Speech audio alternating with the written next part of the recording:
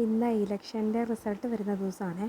അപ്പോൾ ഇന്നലെ തന്നെ പറഞ്ഞിട്ടുണ്ടായിരുന്നു നാളെ മുതൽ നമുക്ക് പിള്ളേർക്ക് ടി വി ഇല്ല, രാവിലെ തന്നെ നമുക്ക് റിസൾട്ട് കാണണം എന്നൊക്കെ പറഞ്ഞു വെച്ചേക്കുമായിരുന്നേ. അപ്പോൾ എല്ലാവരും ടി വിയുടെ ഫ്രണ്ടിലാണ് കേട്ടോ.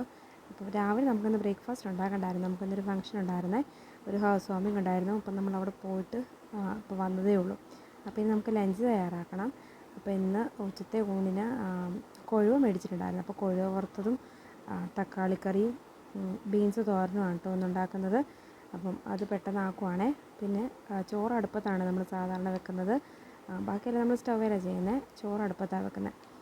പിന്നെ നമുക്ക് ഒരു പൈനാപ്പിൾ കിട്ടിയിട്ടുണ്ടായിരുന്നു. അപ്പോൾ പൈനാപ്പിൾ ചൂട് പിടിച്ചിരിക്കുമല്ലേ, അപ്പം ഇലക്ഷൻ്റെ ചൂടായതുകൊണ്ട് നമുക്ക് ഒന്ന് തണുപ്പിക്കാനൊക്കെ ആയിട്ട് പൈനാപ്പിൾ ജ്യൂസ് അടിക്കാമെന്ന് വിചാരിച്ചേ.